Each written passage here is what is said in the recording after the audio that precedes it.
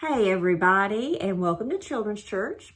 Today in Children's Church, we're going to keep on talking about Genesis, the first book in the Bible. And we know Genesis has great stories in it. We learn about the creation and about the first people, about Adam and Eve.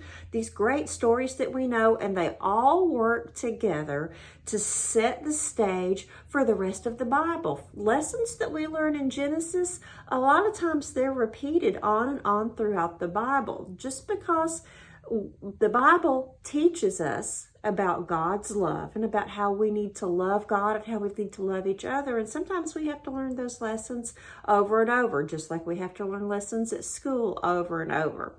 So one of the lessons that we learn, or one of the words that we learn about and learn lessons from, is a covenant. And really, a lot of the book of Genesis and a lot of what we learn in Genesis can be summed up in this covenant or this promise that God makes with Abraham. We know that Abraham is one of the main characters in Genesis. In fact, almost half the book is dedicated to Abraham.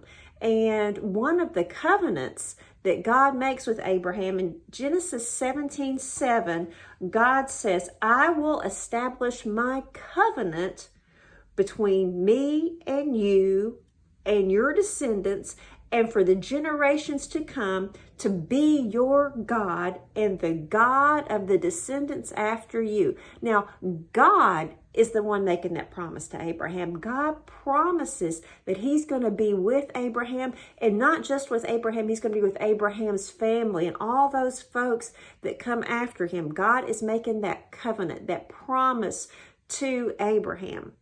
And we know Abraham's not the only one that he makes promises with in Genesis. If we go back to the story of Noah and the ark, after God had saved Noah and his family and all those animals throughout their time on the ark, when they finally got off the ark, in Genesis 9, starting with verse 8, then God said to Noah and to his sons with him, "I now establish my covenant with you and with your descendants after you, and with every living creature that was with you, the birds, the livestock, and all the wild animals, and all those that came out of the ark with you." Every living creature on earth. So God's not just promising Noah and his family. He's making that promise to all the animals. He's promising them in verse 11, "I establish my covenant with you. Never again will all life be cut off by the waters of a flood. Never again will there be a flood to destroy the earth."